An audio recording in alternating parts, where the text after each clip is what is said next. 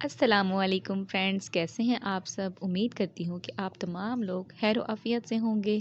جادو کا وجود حقیقت یا وہم؟ رب اشرح لی صدری ویسر لی امری واحلل عقدۃ من لسانی یفقہوا قولی۔ جادو اصل میں اردو زبان کا مشہور لفظ ہے۔ عربی میں جادو کو سحر اور انگلش میں میجک کہتے ہیں۔ اہل علم نے جادو کا یہ معنی بیان کیا ہے: دھوکہ دینا، کسی چیز کی حقیقت کو بدلنا، باطل کو حق سچ بنا کر نہایت خوبصورت انداز میں پیش کرنا کہ دیکھنے والے لوگ حیران و پریشان ہو جائیں۔ جادو کسی چیز کو اس کی حقیقت سے پھیر دینے کا نام ہے۔ جادو وہ چیز ہے جو انسان کی طبیعت پر اثر انداز ہوتی ہے۔ جادو کے وجود پر قرآن مجید سے دلائل۔ جادو کے متعلق قرآن میں موجود چند الفاظ: اور وہ اس چیز کے پیچھے لگ گئے جو شیاطین سلیمان علیہ السلام کی عہد و حکومت میں پڑھتے تھے، اور سلیمان علیہ السلام نے کفر نہیں کیا، اور لیکن شیطانوں نے کفر کیا کہ لوگوں کو جادو سکھاتے تھے۔ ان آیات سے کئی باتیں ثابت ہوتی ہیں۔ یہودیوں نے مشہور کر رکھا تھا کہ سلیمان نعوذ باللہ جادوگر تھے اور ان کی حکومت کا دار و مدار جادو پر تھا۔ حضرت سلیمان معجزاتی پیغمبر تھے، انہوں نے کفر نہیں کیا، بلکہ شیاطین نے ان کے عہد میں کفر کا یہ کام کیا کہ وہ خود بھی جادو کرتے اور لوگوں کو بھی جادو سکھاتے۔ اللہ تعالیٰ نے حضرت سلیمان علیہ السلام سے جادو کی نفی کی۔ اللہ تعالیٰ نے جہاں حضرت سلیمان علیہ السلام سے جادو کی نفی کی ہے، وہاں جادو کرنے والوں کو شیاطین قرار دیا ہے۔ اگر جادو کا وجود ہی نہ ہوتا تو اللہ تعالیٰ جادو کی ہر ایک سے نفی فرما دیتا۔ اس سے یہ ثابت ہوتا ہے کہ جادو کرنا یا کروانا شیطانی کام ہے اور اسے سیکھنا اور سکھانا کفر ہے۔ یہ بھی ثابت ہوتا ہے کہ جادو کا اثر ہو جاتا ہے اور اس کے ذریعے سے دوسروں کو تکلیف پہنچائی جا سکتی ہے، لیکن جادو کا نقصان بھی اللہ کے حکم پر ہی ہوتا ہے۔ اگر اللہ تعالیٰ چاہے تو جادو اثر کرتا ہے، اللہ نہ چاہے تو جادو اثر نہیں کرتا۔ سورۃ یونس میں اللہ پاک فرماتے ہیں: جب ان جادوگروں نے اپنی رسیوں اور لاٹھیوں کو زمین پر پھینکا، موسیٰ نے کہا تم جو کچھ لائے ہو یہ تو جادو ہے، یقیناً اللہ اسے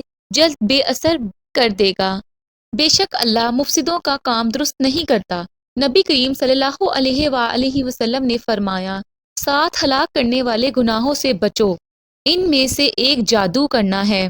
اس حدیث سے بھی جادو کا وجود ثابت ہوتا ہے، کیونکہ اس حدیث میں جادو سے روکا گیا ہے، اور نبی کریم صلی اللہ علیہ وآلہ وسلم یقیناً کسی بھی ایسے کام سے منع نہیں کر سکتے جس کا وجود ہی نہ ہو۔ رسول اللہ صلی اللہ علیہ وآلہ وسلم نے فرمایا: جس نے علم نجوم حاصل کیا اس نے جادو کے ایک جز کی تعمیر حاصل کر لی۔ اس حدیث سے بھی یہ بات ثابت ہوتی ہے کہ جادو کا وجود ہے۔ نبی کریم صلی اللہ علیہ وآلہ وسلم پر بھی جادو اللہ کے حکم سے ہوا۔ سیدنا عائشہ رضی اللہ عنہ سے روایت ہے، انہوں نے کہا کہ بنو زریق کے ایک یہودی شخص نے رسول اللہ صلی اللہ علیہ وآلہ وسلم پر جادو کر دیا، جس کی وجہ سے رسول اللہ صلی اللہ علیہ وآلہ وسلم کو کسی چیز کے متعلق خیال ہوتا کہ آپ نے وہ کام کر لیا ہے، حالانکہ وہ نہ کیا ہوتا تھا۔ حتیٰ کہ ایک دن یا رات آپ صلی اللہ علیہ وآلہ وسلم میرے پاس تھے اور آپ نے بار بار دعا کی، پھر فرمایا: اے عائشہ، کیا تمہیں معلوم ہے کہ جو کچھ میں نے اللہ تعالیٰ سے پوچھا تھا اللہ تعالیٰ نے مجھے اس کا جواب دے دیا۔ میرے پاس 2 آدمی آئے، ان میں سے ایک میرے سر کے پاس اور دوسرا میرے پاؤں کے پاس بیٹھ گیا۔ ایک نے اپنے دوسرے ساتھی سے پوچھا: اس صاحب کو کیا بیماری ہے؟ دوسرے نے کہا: اس پر جادو کیا گیا ہے۔ اس نے کہا: کس نے جادو کیا ہے؟ لبید ابن عاصم نے۔ اس نے پوچھا: کس چیز میں جادو کیا ہے؟ دوسرے نے بتایا کہ کنگھی اور اس کے جھڑنے والے بالوں میں، پھر انہیں نر کھجور کے خوشے میں رکھا ہے۔ اس نے پوچھا: یہ جادو کہاں ہے؟ اس نے جواب دیا کہ زرون کے کنویں میں۔ چنانچہ رسول اللہ صلی اللہ علیہ وآلہ وسلم اپنے چند صحابہ کو ساتھ لے کر وہاں تشریف لے گئے۔ جب واپس آئے تو فرمایا: اے عائشہ، اس کنویں کا پانی مہندی کے نچوڑ جیسا سرخ ہے، وہاں کی کھجوروں کے سر گویا شیطانوں کے سر ہیں۔ میں نے کہا: اللہ کے رسول، آپ نے اس جادو کو نکالا نہیں؟ آپ صلی اللہ علیہ وآلہ وسلم نے فرمایا: اللہ تعالیٰ نے مجھے عافیت دے دی ہے، اس لیے میں نے مناسب نہیں سمجھا کہ خواہ لوگوں میں اس کی برائی پھیلاؤں۔ پھر آپ نے جادو کے سامان کو دفن کرنے کا حکم دیا۔ اس حدیث مبارک سے بھی یہی بات ثابت ہوتی ہے کہ جادو ایک حقیقت ہے اور اس کا وجود ہے، اسی لیے تو رسول اللہ صلی اللہ علیہ وآلہ وسلم جادو سے متاثر ہوئے۔ بعض لوگ اس حدیث سے اعتراف کرتے ہیں کہ نبی کریم صلی اللہ علیہ وآلہ وسلم پر جادو نہیں ہو سکتا، اور اگر کوئی جادو کرے تو اس کا اثر نہیں ہو سکتا۔ اس اعتراض کا جواب یہ ہے کہ موسیٰ علیہ السلام پر جادو کا اثر ہونا تو قرآن سے ثابت ہے۔ فرعون کے جادوگروں نے جب لوگوں کے مجمع میں اپنی رسیاں اور لاٹیاں پھینک تو وہ سانپ بن کر دوڑنے لگیں۔ اس دہشت کا اثر موسیٰ پر ہوا، جس کا قرآن نے ان الفاظوں میں ذکر کیا ہے: موسیٰ اپنے دل میں ڈر گئے تو ہم نے کہا ڈرو نہیں، تم ہی غالب رہو گے۔ اگر جادو کا انکار صرف اسی وجہ سے کر دیا جائے کہ عقل نہیں مانتی، تو پھر بہت ساری چیزیں ایسی ہیں جن کو عقل تسلیم نہیں کرتی۔ مثلاً میزان میں قیامت والے دن انسان کے اعمال کا وزن ہوگا، بال سے زیادہ باریک اور تلوار کی دھار سے زیادہ تیز پلسرات سے لوگوں کو گزارا جائے گا۔ غیب کے اموار کیا ان کو عقل مانتی ہے؟ مسلمان عقل کو مقدم نہیں رکھتا بلکہ قرآن و حدیث کو مقدم رکھتا ہے، غیب پر ایمان لاتا ہے۔ دین کسی کی عقل رائے کا نام نہیں ہے، دین اللہ اور اللہ کے رسول صلی اللہ علیہ وآلہ وسلم کے فرامین کو ماننے کا نام۔ جادو کی علامات۔ جادو سے متاثر لوگوں میں درجہ ذیل چند علامات پائی جاتی۔ یہ علامات ڈپریشن اور نظر بد کے مریض میں بھی ہو سکتی ہیں۔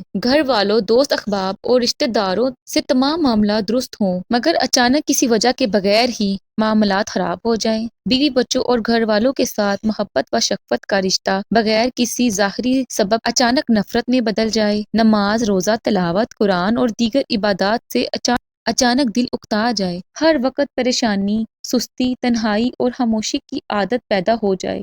جسم کے کسی حصے میں درد ہو، میڈیکل ٹیسٹ کے باوجود کوئی سمجھ نہ آئے، خواب اور بیداری میں چیخ و پکار کانوں سے ٹکرائے مگر کوئی چیز دکھائی نہ دے، کسی جگہ پر مریض گھبراہٹ اور بے چینی محسوس کرتا ہو اور جیسے ہی وہاں سے دور ہو تو افاقہ محسوس کر لے۔ شام کے وقت اکثر گھبراہٹ محسوس ہے۔ بیمار ہونے کے باوجود رپورٹس کلیئر آئیں، مریض کو ڈرونے خواب کا آنا، کمر کے نیچے حصے یا کندھوں میں دباؤ اور بوجھ کا محسوس ہونا، یہ سب جادو کی علامات ہیں۔ اگر کسی بھی انسان کو یہ علامات اپنے اوپر محسوس ہوں تو اس کو چاہیے کہ وہ اللہ کا ذکر اپنی زندگی میں شامل کر لے، صبح شام کے اذکار، سورۃ فلق، سورۃ ناس کا ورد رکھے۔ انسان کو چاہیے کہ وہ اپنے آپ کو باوضو رکھے تاکہ شیاطین انسان کے اوپر حملہ آور نہ ہو سکے، اور اللہ کے رسول نے جو اذکار ہمیں ان سے بچنے کے لیے بتائے ہیں ان پر عمل کریں۔